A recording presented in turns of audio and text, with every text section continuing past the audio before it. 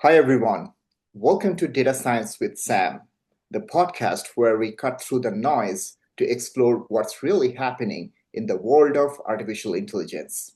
I'm your host, Sam, and today we are diving deep into one of the most critical conversations every business leader needs to have: AI transformation.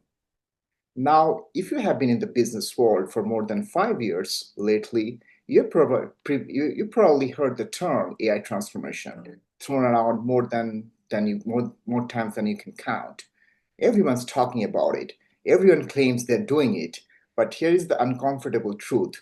Most organizations are probably getting it spectacularly wrong. So today, we're joined by Nan Li, a recognized data and AI thought leader who's been at the forefront of democratizing emerging technologies.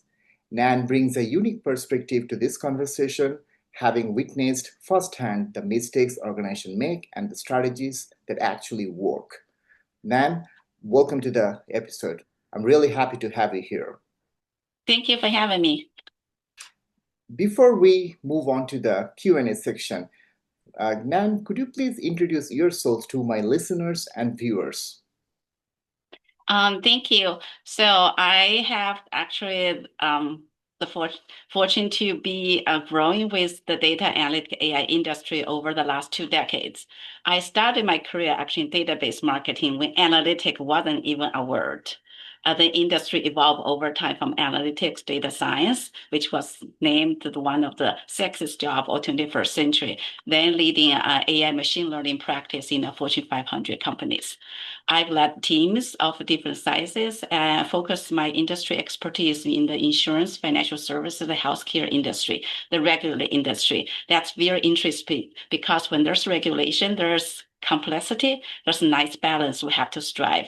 So I'm very passionate about help organizations, leaders, and individuals navigate this AI transformation with a human-centric approach because I believe AI is created by human, by studying and mimicking human intelligence, and should be used alongside with the human for the benefit to improve our humanity and society.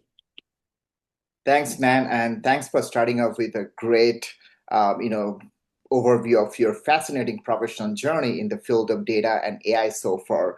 And I love the way you kind of like mentioned about the data science. Like a decade back, it was one of the sexiest top in the 21st century, and it still are. But we are kind of like seeing a little bit of evolve around the data science professional field due to the emergence of artificial intelligence. And we'll talk more about it later in this episode. So let's just start with our first question for this segment. Um, which AI transformation pillar do you see companies struggling with the most, and why do you think that is? Sure, you're probably referring to my latest, one of the blog I wrote about the four pillars for AI transformation business need to focus on. Those four pillars are business driven. You have to align with business priorities. Second is user centricity, center around the user needs and adoption. Third is technology enablement. Technology should enable. And the last one is ethics guide. We have to consider responsible AI. I would say all four pillars are important. That's why we need a balance. We need a team. It's a team sport. A lot of companies, they heard about the name and the hype, and I think the biggest mistake company make is start with technology. Ask the question as a team just to brainstorming. Hey, we have the wonderful technology called AI, particularly generative AI. What can we do about it? Right? What could we do? What usage we could have? Pretty soon they will come with hundreds. I'm saying many organizations has a big spreadsheet of over 100 or hundreds of use cases that then starting consuming the time, energy they're sitting through it. After some effort, they will realize actually the best way and quickest way to get to the value actually start with the business value. Look at the business, your mission, vision, and strategy, right? What are you trying to achieve? What's important to you right now? Find the problems that most relevant, eminent to you. Then say, okay, what technologies that's available to me can help me solve it? I think you're better to solve the right problem with rudimentary techniques or methodology than trying to solve the wrong problem with the most advanced techniques or AI technology. I think that's very important. It starts with the business driver. And the second, I'll say focus on the user. I think the most recent, there's a lot of reports from the big consulting firm, industry reports. The biggest challenge into AI success is not technology, it's adoption. Right. Almost three-quarters of AI projects fail. It's not because it's not possible. It is people resist to it. People have fear, or the product, the solution wasn't built around the people's needs. That's why the user centricity has become very important.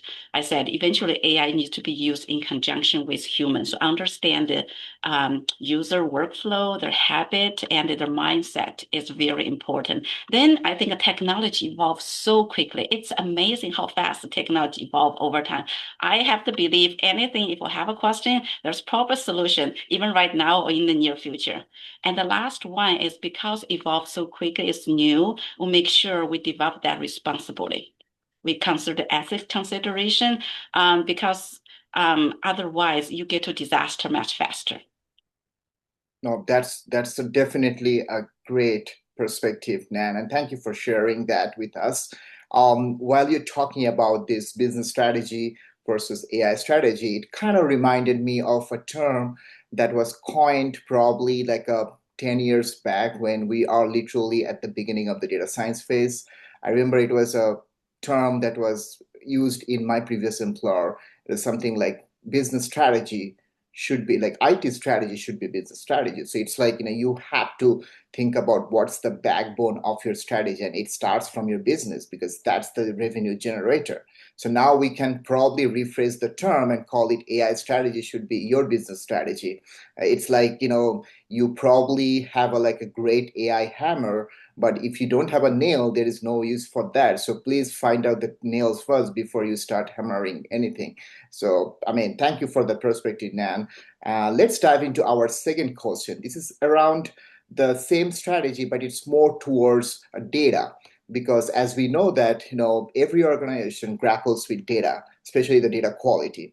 So in your opinion, what do you think about this AI ready data term? Like what it kind of looks like in practice, and how far behind are most companies in different business verticals in terms of acquiring AI ready data that can actually take their AI journey to the next level? Yeah, that's excellent question. Like a lot of companies jump into AI, then end up finding out their data is not ready, Yeah. right? Let's peel onion back. Let's talk about what is data, what is AI. All right. That's my I think in data actually it's a sample of the world. More and more in before we just do market research to collect small sample. Now we can collect much larger sample, and with sample there is limitation, there's bias, right? Potentially. And second, the core of AI is the model. Model actually is the simplified representation of the real world. Think about the linear regression. We think one thing in it goes up, another thing go up. That's a simple representation. But in reality, the world is more complex. So data is created and collected by the process in the real world. When the real world is not nonlinear, it's messy, it's ever changing, and that's going to reflect in your data too. So I think the first thing you can connect data is not created in a silo, and data is not something asset by itself. Data is connected to the real world, connect to your workflow, connect to your processes. So that's why data is contextual. That's the one point I want to make. Data is contextual. Whether your data is AI ready has to be contextual too. Right. I think in the structured data world, we have some standards already now. When we move to non-structured world, it becomes very difficult to define what is a good non-structured data because nature of that, how we communicate is not universal, right? Everybody has a different way of communication, different way of writing, how different way of showing up. So that reality is represented in the non-structured data. We have to think creatively. What the AI data mean in the non-structured world. I also say for make your AI ready data is look at the use cases. Has to be use case specific, right? And what kind of precision, quality, or information you need from the data that help you build a use case, and use case try to solve a problem. I would say as long as your data can help you solve a problem, you can start small. Right. Another thing is a AI model, AI solution is iterate approach. Of course, we have to work on data, but you cannot boil in the ocean. I would say go back to the business priority. What is your priority? Right. For that use case, what data you have? Can we use existing process to make data cleaner, more organized, have clear accountability, ownership, and better labeled? At the same time, look at the use cases. Right. Sometimes it's a chicken and egg. You can make data ready so your model predict better, or through the we call it in the model analysis, we do exploratory data analysis. From EDA, you can identify patterns. When you build a model, develop AI solution, identify something, in turn, you can enhance your process, right? Thus, improve your data quality. Another, actually, one example we had is in my prior role, working with non-structured data, that involve a lot of shorthand, right? Domain-specific terminology. Then we end up actually develop a new dictionary, a translation layer. So allow them to from you call metadata to clean data. At the same time as the technology evolves, we can use AI technology to improve our data capturing. For example, right now we use handwriting notes when we start in typing, right? And there's no question about whether I can read your handwriting or not. Now we can voice to text. We don't worry about typo, grammar mistake, because the technology will correct to us. So in the future, I believe data will be much organized, more readable, machine ready. So it is an evolution. I would say start with the use case, make your data better gradually, and imagine the future data will be probably in a different form than we imagine right now. Yeah, no, thanks, Nan. I think this is definitely sounds like a practical approach. Like start with a use case and then try to define which data you're going to use to build up on it. Especially in today's world, I think LLM is also enabling us to produce a lot of synthetic data. So I believe the data quantity won't be an issue in future, but we need to derive what's the use case. So based on that, we can make sure we have the proper data elements to build model or even perform any subsequent analysis on that. So thanks for your, like your perspective. It is definitely sounds like the practical approach that my listeners over here who are business leaders could follow in their, respective AI journey or AI initiatives. Now, moving on to the next question. Now, since we talked about AI, and obviously there's a term that's going around the world and people's life one way or another getting impacted by artificial intelligence right now. Now, when people talk about AI, it's just not about the toolkit. It's also about learning the technology, what's going behind the scene, and all kind of stuff. So that brings me to my next question. What does AI literacy mean for different roles within an organization, from the C-suite down to the frontline workers? Yeah, AI literacy is very important, right? That's a hot topic right now. And a lot of companies putting a lot of money and resource in AI literacy education, but we have to be strategic. Like you said, it might mean different things, might have different requirements based on your roles in the organization. Actually, I just wrote a blog on Substack talking about AI literacy is not enough, right? On, I would say on the surface, literacy means I understand the concept, the terminology. I use in that blog, I use analogy like play tennis. I'm a tennis player, but as a hobby. So you watch tennis on the TV, you understand the rules, you understand the basic shots just by watching or reading that's literacy. So similar to AI, when we talk about machine learning, when I talk about neural network, when I talk about prompting and hallucination, you understand what it means. So at least we can talk in the same language. But just understanding is not enough. By watching TV, it's not going to make you a big tennis player. There's the three more levels beyond the literacy I wrote in the blog. The next one is AI proficiency. right? That's when rubber meets the road. You have to pick up your racket, hitting the balls, go into the clinic, practice your ground stroke and your slice and volley, then become really proficient at that. They taking that to the companies. I think the frontline associates need to be proficient with the tools of choice that company decide to implement. So they have to practice to figure out what works for them. They need to develop the new habits that works for them every day. So by using that, they can improve their daily efficiency by working with AI tools.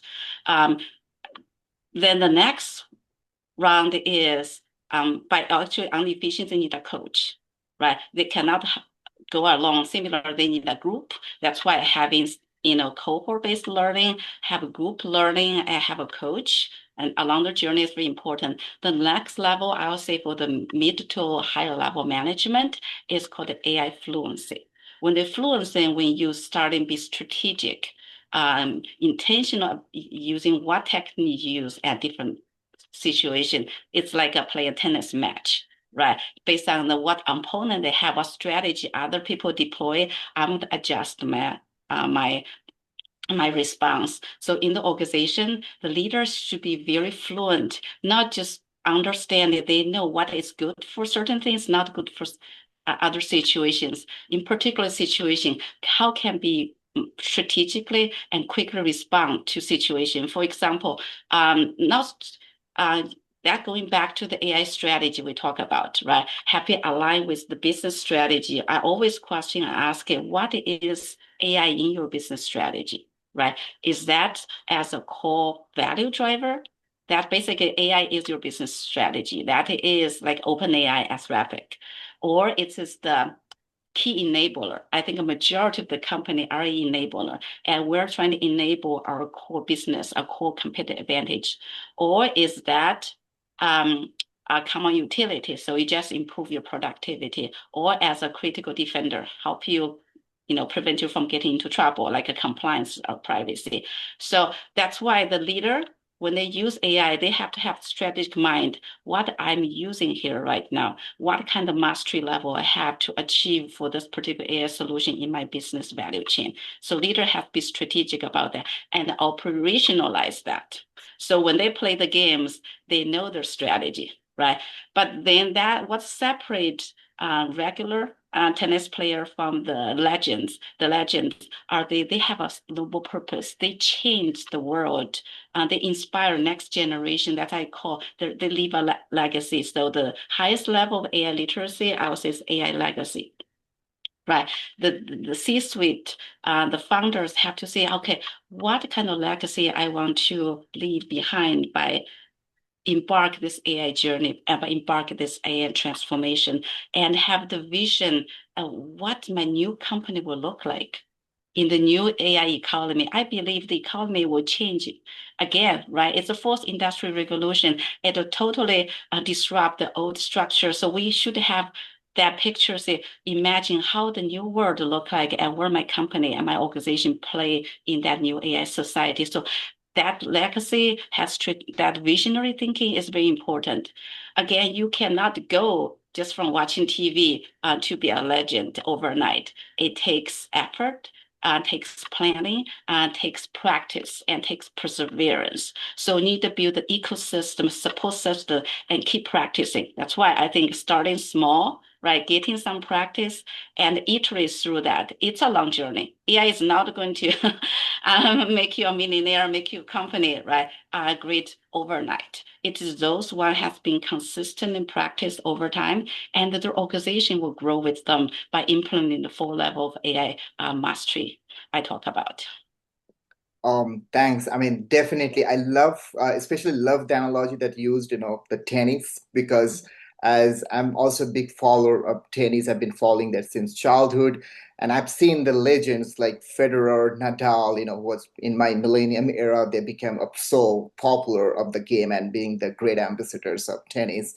I saw them how they changed their strategy when they played in a different courts. Like Federer has been always been like a grass court player, but he changed his Mhm. strategy when he played clay court against Nadal and vice versa. So I definitely love that analogy because that's how we have to tweak our strategy to meet certain business needs. It's always there's always a rule of thumb, but it's not about like a fully proven rule of thumb, because we are going through a constant like ever changing landscape of AI, which is impacting the business transformation as well. So thanks, Nan, and definitely my listeners, I'm pretty sure many of you are tennis fans, and you can definitely draw that analogy that Nan mentioned, and maybe try to change your AI strategy to kind of like super fast your business transformation in that way, which actually serve more value to your business customers. Thanks, man. I love the way this, the progression of this episode going on right now. So now I'm going to actually take a different tangent. I'm going to talk more about like, not it just like how AI transformation is going, but we also have to think some of the things into consideration. And one of the very important thing is responsible ethical AI that's also being surfaced multiple times in recent days. So, in your opinion, how should companies think about balancing innovation speed with responsible AI practices, as that's has become super crucial, especially for the financial services and other industry verticals where we deal with very sensitive data? Yeah, I'll say responsible AI is super important. Actually, they help accelerate innovation versus hindering if we use that correctly. Um, I'll give you another analogy. Is like driving a car on the Definitely, please. highway, right? Why we feel comfortable driving a car in fast speed on highway, number one, is there's clear regulation. There's the rules, right? You get to ramp, you can only go one side. There's a barriers. You can the car from other side will not come over. There's a speed limit. There's highway patrol, right? Make sure you don't go too fast. And you have brakes, right? Your car needs a certain acceleration and you have a good brake. So in case any emergency, you can stop. So this is analogy to responsible AI, right? We need the rules. We need the traffic rules so we feel comfortable and confident we can run at high speed. And we have the protection, like the barriers, we have certain protection protect us from getting injured. And we have the guardrails like the brakes or even bumper, right? When we get an accident, we know we're protected. Similar with responsible AI, we need the rules, regulations. We know what we can do, and everybody follow the same rule. And second, we have the guardrails, right, help us. So we have brakes, that's why we're willing to go faster, and we have the protections, that's why privacy, security, accountability, explainability, all these things require responsible AI. Actually give the AI innovators the comfort, the confidence, and assurance that they are not going alone. They're going with the team protecting and help them from deviate, right? From help them from getting into disaster. So, but sometimes it may seem start the initial progress, particularly in the POC. So we can think about we don't have to implement all of them at the same time, at the same place. So at the same time, meaning at the POC level, you might go faster, right? You focus on is this possible and how can people use it? But when you go to production, you should have a very well structured AI governance process, AI responsible AI guidelines. So you check through, you go through all the checklist because when the things get out of the box, it's in the market now. The risk much higher. That's when you have a much higher control. And similarly, in the different places in your sandbox area, you can encourage innovation, right? People can experiment without fear. But once you put into production area, you need to put all the controls. Similar, like my son is learning drive, right? Right now in the parking lot, he can do whatever he wants. But once he goes to the highway, right, that's a much different environment. So I think these two actually complement each other and help us make sure we're going the right direction. Yeah. No, I definitely like that. And again, great analogy one more time. I believe that, that AI governance is definitely necessitate the need for like, having a robust framework. And like you mentioned that, we should definitely have a sandbox platform where the AI engineers or the innovators will have like a flexibility to try out different stuff without thinking about the risk of, jeopardizing the data security and stuff. However, once it goes to production, we have to be pretty much like a judicious about how we are using the data over there. And I've seen that companies started hiring a lot of AI paralegal associates, which kind of helping the engineers to making sure the data is unbiased, and also it's kind of cover all the demographics and all kind of elements that's gonna not only like increase the data accuracy, but it also kind of for furthering the AI ethical aspect of the data and the AI transformations. So thanks for your perspective on that, man. And this kind of like brings me to the final question of the podcast episode. Like for example, like I'm pretty sure our listeners, they're interested to trying to get buy-in for their AI initiatives now, but they probably often struggles to that what would be their main objective, what's the strategy they're going to follow to kind of like kick off their AI initiative. So what's your advice for making the business making the business use cases across for all four AI transformation pillars, which you kind of like alluded in the beginning of this podcast? Yeah, that's a wonderful question. Like we talk about, right, align with business strategy, very important. You say AI is a hammer, right? And actually, we should focus on the nail. So I would say number one is getting really to get to know the business well and start with the business problem, right? How that understand the pain points, understand the value this business use can generate, regardless what technology we're going to use. I think that's important. That and also talk to the users, get the buy-in from both the higher executive, the middle management, and to the frontline associates. So your case is well baked. I would say second one is don't go alone, go as a team. I talk about those four pillars, right? You have to assemble a cross-functional team. So don't go alone. Talk to your counterpart in legal department. What things I'm not considering, bring them as an advocate for you, right? Of course, take to your technology partners. What's newest technology possible? Let's brainstorm with that, but don't lead with that. I would say a third one is have a mindset of continuous improvement. Don't try to shoot the moon at the beginning.